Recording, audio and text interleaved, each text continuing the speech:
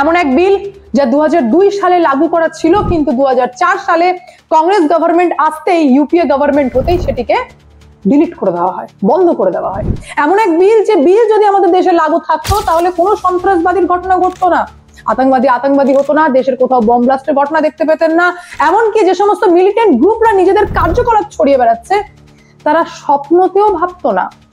আতঙ্কবাদী হওয়ার আগে তাদের রূহ 10 বার কেঁপে উঠতো পোটা অ্যাক্টের নাম শুনে, কারণ ইন্ডিয়ান পিনাল কোড 1860 এতটাই কঠোর আইন ছিল পোটা, যে আইন এনেছিলেন আর কেউ না, 2002 সালের তৎকালীন প্রধানমন্ত্রী অটল বিহারী বাজপেয়ী।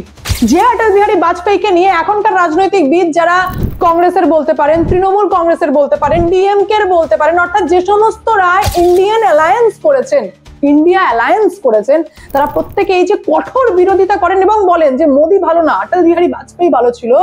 সেই অটল বিহারী বাজপেয়ী সরকার করতেই, ইউপিএ গভর্নমেন্ট হতেই যে বিলকে রদ করা হয়েছিল, সেই বিলকেই পুনর্বহাল করার কথা ভাবছেন স্বরাষ্ট্রমন্ত্রী অমিত শাহ। 2002 में टेररिज्म को समाप्त करने के लिए अटल जी की सरकार, एनडीए की सरकार, भाजपा सरकार पोटा का कानून लेकर आई। मान्यवर, मैं सदन को याद कराना, पोटा कानून का विरोध किसने किया? किसने किया? कांग्रेस पार्टी ने। আইনকে শুধুমাত্র আইন হয়ে বয়ে সেজে থাকলে হবে না, আইনকে কঠোর হতে হবে, তবেই দেশ সুরক্ষিত হবে। আপনারা দেখতে পাচ্ছেন যে মমতা ব্যানার্জির মতো রাজনীতি যারা করে থাকেন, উনি সিএ এর বিরোধিতা করেছেন, উনি ওয়াকফের বিরোধিতা করেছেন, উনি এসআইআর এর বিরোধিতা করছেন, যেখানে দেখতে পাচ্ছেন নিজের চোখে যে অবৈধ বাংলাদেশি বুড়ি পশ্চিমবঙ্গে ঢুকে, তারপরেও তিনি ভোট ব্যাংককে আগে রেখে রাষ্ট্রকে পরে রেখেছেন। মানে ওটা প্রায়োরিটি লাস্টের দিকে আসে, রাষ্ট্র পরে, আগে তো নিজের সিট। সেই জায়গায় দাঁড়িয়ে এবার কি পোটা আইন যদি আসে, পুনর্বহাল হয়, তাহলে সেটারও কি বিরোধিতা করবেন?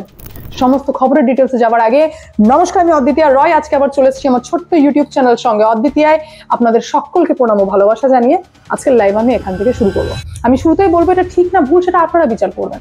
কংগ্রেস গভর্নমেন্ট 2004 সালে যখন ইউপিএ গভর্নমেন্ট আসে, তখন প্রথমে এই যে ঘোষণাপত্র হয় না, ঘোষণাপত্র জেতার জন্য, তো এখন থেকে তো অলরেডি কংগ্রেস গভর্নমেন্ট বলছে যে আমরা যদি সরকারে আসি তাহলে সব থেকে আগে 6 মাসের মধ্যে আমরা ওয়াকফ তুলে দেবো, ওয়াকফ আইন তুলে দেবো।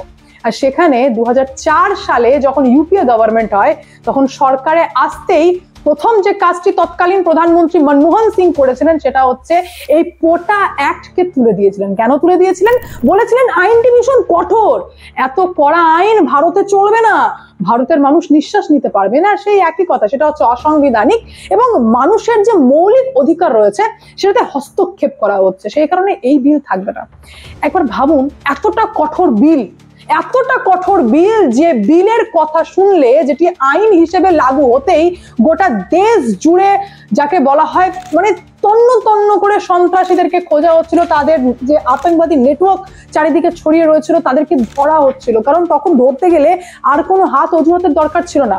ভারত সরকারের যে এজেন্সি রয়েছে এবং পুলিশ প্রশাসন রয়েছে, তাদেরকে এতটাই ছাড় দেওয়া হয়েছিল যে আতঙ্কবাদী তৈরি করছে, যে আতঙ্কবাদীকে খাবার দিচ্ছে, যে আতঙ্কবাদীকে থাকতে দিচ্ছে, যে আতঙ্কবাদীর সাথে মিলিতভাবে দেশের বিরুদ্ধে প্ল্যানিং করছে, তাদেরকে সন্দেহ হলেই ধরতে পারবে। এতটা কঠোর ছিল এই আইন, যে আইনটি 2002 সালে লাগু হতেই জম্মু কাশ্মীর থেকে 18 জন, গুজরাট থেকে 240 জন, হরিয়ানা থেকে 2 জন, মধ্যপ্রদেশ থেকে 1 জন করে একের পর এক সন্ত্রাসীকে ধরা হচ্ছিল, একের পর এক সন্ত্রাসী ধরা পড়ছিল। সেই 2004 সালে যখন কংগ্রেস গভর্নমেন্ট আসে, তখন প্রথমেই এসে পোটা অ্যাক্টকে বন্ধ করে দেন। পোটা অ্যাক্ট কি, এটির বৈশিষ্ট্য কি ছিল সেটি জানার আগে আমি আপনাদেরকে বলে দিই যে নিজেদের ফিনান্সিয়াল ফিউচারকে সিকিউর করতে হবে এবং সেই কারণে স্টক মার্কেটে ইনভেস্ট করতে হবে। মার্কেটউফ এটি একটি সেবি রেজিস্টার্ড ট্রেডিং অ্যাপ, যেখানে প্ল্যাটফর্ম চার্জ লাগে মাত্র 99 টাকা লাইফ টাইমের জন্য। দেখুন, আমি পিন দিয়ে লগ ইন করলাম, এবার ফলো ট্রেন্ডে ক্লিক করলাম, যেখানে আপনারা প্রফিটেবল ট্রেড দেখতে পারবেন যা বাজারে চলছে। এখানে অনেক কম টাকা থেকে আপনারা ট্রেড শুরু করতে পারবেন, যেখানে অন্যান্য অ্যাপে 3 গুণ লাগে। এখানে স্টপ লস ফিচার্স রয়েছে যা আপনাকে অতিরিক্ত ক্ষতির হাত থেকে বাঁচাবে। এখানকার ব্রোকারেজ ইন্ডাস্ট্রি সব থেকে লোয়েস্ট ব্রোকারেজ এভারেজ। দেখুন আমি স্টপ ট্রেডে ক্লিক করলাম আর এত কম সময়ের মধ্যে 1306 টাকা প্রফিট বুক করতে পেরেছি। এখানে সব কমোডিটিজে ট্রেড করতে পারবেন, যেমন gold, silver, crude oil, natural gas, সকাল 9টা থেকে রাত্রি 12টা পর্যন্ত। মার্কেট রুলস ফ্রি রিকমেন্ডেশন দেয়, যেখানে 14 তারিখ পর্যন্ত আমার প্রফিট দেখুন 12,240 টাকা, জুন মাসে 70,468 টাকা, জুলাই মাসে 59,696 টাকা, অক্টোবর মাসে 58,207 টাকা আমি প্রফিট বুক করতে পেরেছি। এখানে প্রফিটের উপর কোনো রকম কমিশন লাগে না। সুতরাং দেরি না করে আপনারাও ডাউনলোড করুন মার্কেট রুলস, যার লিংক আমি ডেসক্রিপশন আর কমেন্ট বক্সে পিন করে দিয়েছি। ইতিমধ্যে 2 মিলিয়ন প্লাস ডাউনলোড অলরেডি হয়ে গেছে। সুতরাং ট্রেড করুন, নিজের দায়িত্ব করুন। চলুন ভিডিওতে ফেরা যাক। দিনটা ছিল 13 ডিসেম্বর 2001, যখন পার্লামেন্ট অ্যাটাক হয়। তৎকালীন প্রধানমন্ত্রী অটল বিহারী বাজপেয়ী বুঝে গেছিলেন যে শুধুমাত্র আইনকে বইতে রাখলে হবে না, আইনকে শক্ত এবং কঠোর করতে হবে। সেই কারণে তিনি বিল এনেছিলেন পোটা, প্রিভেনশন অফ টেররিজম অ্যাক্ট 2002, যেটা পরবর্তীকালে আইনে পরিণত হয় এবং যার জন্য বিভিন্ন রাজ্য থেকে প্রচুর সন্ত্রাসবাদী ধরা পড়ছিল। জম্মু কাশ্মীর থেকে 18 জন, গুজরাট থেকে 240 জন, হরিয়ানা থেকে 2 জন, মধ্যপ্রদেশ থেকে 1 জন, এইভাবে একের পর এক সন্ত্রাসবাদীকে ধরা হচ্ছিল। কারণ আইন ইন্ডিয়ান পিনাল কোড 1860 সব থেকে কঠোরতম আইন ছিল। এই আইন অত সহজে পাস হয়নি। আপনাদেরকে জানিয়ে দিই, অটল বিহারী বাজপেয়ী নিজের রাজনীতিকে ঝুঁকিতে রেখে তিনি জাতীয় নিরাপত্তার স্বার্থে ভেবেছিলেন, যে কারণে তিনি পোটা আইনকে ইন্ট্রোডিউস করানোর সময় বলেছিলেন যে এবার যদি দেশের স্বার্থে ভাবতে হয় তাহলে এই আইনকে কার্যকর করতে হবে। সন্ত্রাসবাদ এবং আতঙ্কবাদী কার্যকলাপকে সম্পূর্ণরূপে এই আইন দমন করবে, যার জন্য পুলিশ প্রশাসন সহ ভারতীয় এজেন্সিকে ফ্রি হ্যান্ড দিতে হবে। যদি কোনো ব্যক্তিকে সন্দেহ হয়, তাদের কার্যকলাপকে নিয়ে সন্দেহ হয়, তাহলে ইমিডিয়েটলি সেই পুলিশ প্রশাসন কারোর পারমিশন ছাড়া সেই ব্যক্তিকে অ্যারেস্ট করতে পারবে। বিলটি যখন পার্লামেন্টে পেশ করা হয়, লোকসভায় এটি পাস হয়ে যায়, কিন্তু রাজ্যসভায় পাস হয় না। সংবিধান অনুযায়ী অটল বিহারী বাজপেয়ী প্ল্যানিং করলেন এবং সঙ্গে সঙ্গে জয়েন্ট সেশনের ডাক দিলেন। যৌথ অধিবেশনে বিলটি পাস হয়, কারণ বিল সম্পর্কে তৎকালীন প্রধানমন্ত্রী অটল বিহারী বাজপেয়ী সহ স্বরাষ্ট্রমন্ত্রী ছিলেন লাল কৃষ্ণ আডবাণী, যিনি অমিত শাহের থেকে এক অংশ কম কঠোর ছিলেন না, ভীষণ কঠোর একজন স্বরাষ্ট্রমন্ত্রী ছিলেন। তিনি এই বিল সম্পর্কে বুঝিয়েছিলেন এবং বলেছিলেন যে বিলটি এতটা ইম্পর্টেন্ট যা ভীষণভাবে আইনকে বুস্ট করবে, আইনকে শক্তিশালী করবে এবং আতঙ্কবাদী ভাবনা চিন্তা যার মধ্যে রয়েছে সেটাকে সম্পূর্ণরূপে শেষ করে দেবে। যেখানে বলা রয়েছে যে অ্যারেস্ট করার একটি বিশেষ ক্ষমতা দেওয়া ছিল ভারতীয় যাঁচ এজেন্সিকে, যাকে সন্দেহ হবে তাকে সন্দেহর বশে অ্যারেস্ট করতে পারবে যদি মনে হয় যে দেশের বিরুদ্ধে কোনো প্ল্যানিং করছে, দেশের কোনো ক্ষতি করার চেষ্টা করছে, তাহলে সন্দেহের বশে অ্যারেস্ট করা যাবে। অ্যারেস্ট করার পর 180 দিন পর্যন্ত যদি চার্জ শিট না দেয় তাও তাকে আটক করে রাখা যাবে। দিগ্গজ থেকে দিগ্গজ আইনজীবী দাঁড়িয়ে গেলেও তার সেই ব্যক্তিকে, অর্থাৎ সেই সন্দেহভাজন ব্যক্তির জামিন করানো যাবে না। পুলিশের সামনে করা স্বীকারোক্তিকে আদালতের কাছে প্রমাণ হিসেবে গ্রহণ করতে হবে। মামলার দ্রুত নিষ্পত্তির জন্য পোটা আদালত গঠন করার কথাও বলা হয়েছিল, যেখানে সন্ত্রাসী কার্যকলাপের সন্দেহে যদি কোনো ব্যক্তিকে আটক করা হয় তাহলে তার সম্পত্তি পর্যন্ত জব্দ করতে পারবে ভারতীয় এজেন্সি।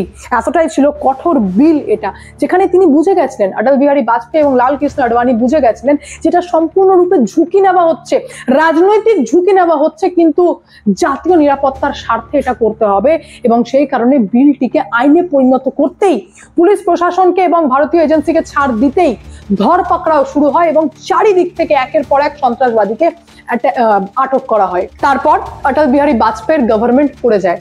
আর যে বড় বড় নেতারা বলছেন যে মোদির থেকে অটল বিহারী বাজপেয়ী ভালো ছিলেন, যিনি পরমাণু টেস্টও করেছিলেন এপিজে আব্দুল কালামের সঙ্গে, তিনি কিন্তু পোটা আইন এনেছিলেন, তিনি কিন্তু ভোট পাননি। কারণ তখনও কংগ্রেসের যে ঘোষণাপত্র আছে সেখানে লেখা ছিল যে আমরা যদি সরকারে আসি তাহলে সব থেকে আগে এই পোটা আইনকে তুলে দেবো। যেমন এখন কংগ্রেস গভর্নমেন্ট বলছেন যে আমরা যদি সরকারে আসি তাহলে প্রথমে ওয়াকফকে তুলে দেবো। এটাকে নিয়ে তেজস্বী যাদব তো বিহার ইলেকশন লড়ে নিলেন, বললেন যে আমি আজকে ওয়াকফকে कूड़ादाने फेले देबो, डस्टबिने फेले देबो। सरकार बना करके इस कानून को कूड़ेदान में फेंकना। सेम भावे যখন ইউপিএ গভর্নমেন্ট আসে 2004 সালে, তখন প্রথমেই যে কথা বলে পোটা আইনটিকে তুলেছিলেন সেটা হচ্ছে আইনটি অতিরিক্ত কঠোর। এত কঠোর আইন তো ভারতের মানুষের জন্য দরকার নেই, ভারতের মানুষ তো মার খাওয়ার জন্যই। ব্যাপারটা এরকম ছিল যে আইনটি অতিরিক্ত কঠোর, আর তার থেকে বড় কথা হচ্ছে এটাতে তো সংখ্যালঘুকে টার্গেট করা হচ্ছে।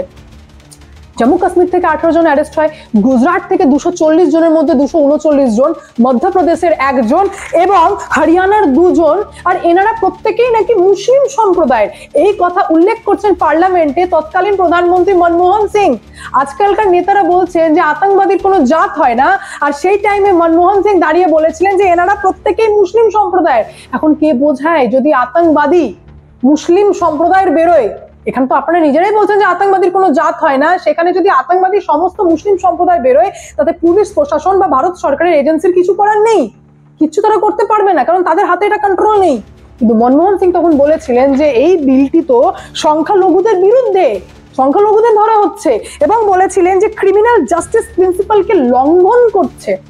আরো বলেছিলেন যে পুলিশ প্রশাসনকে অতিরিক্ত ক্ষমতা দেওয়া হচ্ছে, এই অতিরিক্ত ক্ষমতা দিলে তো তারা মিসইউজ করবে, তারা একদম সঠিকভাবে এটা ব্যবহার করবে না। বলেছিলেন 180 দিন পর্যন্ত সন্দেহের জন্য যদি কাউকে দেশের বিরুদ্ধে কার্যকলাপ করার জন্য কাউকে আটক করে, তাহলে সেটাও তো অসাংবিধানিক, সেটা একদম সংবিধানের বিরুদ্ধে। বলেছিলেন যে সাধারণ মানুষের মৌলিক অধিকারকে কেড়ে নিচ্ছে এই আইন, সেই কারণে এই আইনকে ডাস্টবিনে ফেলতে হবে, অর্থাৎ এই আইনকে বন্ধ করতে হবে। একবার ভেবে দেখুন, যে আইন 2002 সালে লাগু হয়েছিল, আজ চলছে 2025 শেষের দিকে, যদি আইনটি লাগু থাকতো, তাহলে এই যে সন্দেহর বশে অ্যারেস্ট করা বা এই যে নেটওয়ার্ক বিস্তারের আগেই সেটাকে শেষ করে দেওয়ার মতো ক্ষমতা যদি ভারতীয় এজেন্সির কাছে থাকতো, তাহলে আজ কি দিল্লিতে বোম ব্লাস্ট হতো, পেহেলগাম টেরর অ্যাটাক হতো? একবার ভেবে দেখুন যে কত বছর পার হয়ে যেত, কারণ এই আইন ভীষণ কঠোর এবং শক্তিশালী ছিল, কিন্তু আইনটি 2004 সালে কংগ্রেস গভর্নমেন্ট পুরোদানে ফেলে দিয়েছিল। একবার মনে করাই ছোট্ট করে আপনাদেরকে যে যখন আর্টিকেল 370 তোলা হয়, সেটাও কিন্তু সাধারণ মানুষ, ভারতীয় নাগরিক বুঝতে পারে এটা দেশের স্বার্থে কতটা দরকার। তখন এই মমতা ব্যানার্জি, কংগ্রেস এবং ইন্ডিয়া অ্যালায়েন্সে যে সমস্ত নেতা তারা বিরোধিতা করেছিল। যখন সিএএ তে আমরা দেখতে পাচ্ছি নাগরিকত্ব দেওয়া হচ্ছে যারা ধর্মীয় কারণে প্রতারিত, সেটাকে নিয়েও ভারতীয় নাগরিক বুঝলো এটা কতটা দরকার, জাতীয় স্বার্থে কতটা দরকার, তখনও এই আইনের বিরোধিতা করা হয়েছিল। ওয়াকফকে নিয়ে যখন আমরা দেখতে পেলাম যে ভারত সরকারের প্রপার্টি একের পর এক ধর্মীয় কারণে দখল করা হচ্ছে, কোনো এক্সপ্লেনেশন বা কাউকে জবাবদিহি করতে হচ্ছে না, শুধু দখলের পর দখল চলছে, তখনও ভারতীয় মানুষরা বললো যে ওয়াকফ আইনে অ্যামেন্ডমেন্ট আনা কতটা দরকার, কারণ এই ইউপিএ গভর্নমেন্ট 2013 সালে হিউজ ছাড় দিয়ে রেখেছিল, মানে সম্পূর্ণ ছাড় দিয়ে দিয়েছিল, ওয়াকফ বোর্ডের হাতে সম্পূর্ণ তুলে দিয়েছিল যে সম্পত্তিকে বলবে আমার, সেটা তার হবে, আর লাইবিলিটিও তার হবে, যার সম্পত্তি দখল করবে ওয়াকফ তাকেই বলতে হবে যে ভাই এটা তো আমার সম্পত্তি, মানে জবাবদেহি কাকে করতে হবে, যার সম্পত্তি যাবে তাকেই আবার জবাবদেহি করতে হবে। এই যে সম্পূর্ণ ছেড়ে দেওয়া, এটাও তো ভারতীয় লোকরা দেখলো যেটা তো দেশের স্বার্থে। আপনারা রিসেন্ট দেখছেন যে এসআইআর হচ্ছে, যার মধ্য দিয়ে দেখতে পাচ্ছেন যে এই যে এত অবৈধ নাগরিক যারা ভুয়ো ভোটার কার্ড, আধার কার্ড বানাচ্ছে ঠিকই, কিন্তু কোনো কোম্পানিতে জব করছে না, তারা কি করছে যে যারা গরিব যুবক তাদের কাজ খেয়ে নিচ্ছে, মানে তারা যে টাকায় কাজটা করতো তার থেকে অনেক কম টাকায় অবৈধ বাংলাদেশিরা কাজ করে নিচ্ছে। আর আজ প্রত্যেক দিন হাজার হাজার অবৈধ বাংলাদেশি আমাদের দেশ থেকে বেরোচ্ছে। এসআইআরটা যে দেশের স্বার্থে হচ্ছে আর জাতীয় নিরাপত্তার জন্য কতটা দরকার এই এসআইআর, সেটাও ভারতীয় মানুষ বুঝতে পারছে, কিন্তু এই মমতা ব্যানার্জির মতো রাজনৈতিকবিদ, কংগ্রেস এবং ইন্ডিয়া অ্যালায়েন্সে যারা রয়েছে, তারা কিন্তু বুঝতে পারছে না। তো এখন প্রশ্ন হচ্ছে যে যদি আমাদের দেশের স্বরাষ্ট্রমন্ত্রী যদি এই পোটা বিলকে আবারও পুনর্বহাল করতে চান, এটাকে আবার পেশ করে যদি আইন এনে ভারতে লাগু করতে চান, তাহলে এই রাজনৈতিকবিদরাই কি বিরোধিতা করবে, নাকি পোটা আইন দেশের স্বার্থে, জাতীয় নিরাপত্তার স্বার্থে প্রয়োজন, সেটা আপনারা অতি অবশ্যই কমেন্টের মাধ্যমে জানাবেন। আমি এখানে এন্ড করবো, দেখা হচ্ছে নেক্সট ভিডিওতে। ভালো থাকবেন, সুস্থ থাকবেন, সঙ্গে অদ্বিতীয় চ্যানেলকে অতি অবশ্যই সাবস্ক্রাইব করবেন, কারণ একটাই, যা হবে স্পষ্ট হবে। মার্কেটুস অ্যাপটি ভারতের মধ্যে অতি দ্রুততার সাথে বাড়ছে, যেখানে অলরেডি 2 মিলিয়ন প্লাস ডাউনলোড হয়ে গেছে। লিংক আমি কমেন্টে আর ডেসক্রিপশন বক্সে পিন করে দিয়েছি, ডাউনলোড করুন মার্কেটুস অ্যাপ, ট্রেড করুন, নিজের দায়িত্ব করুন।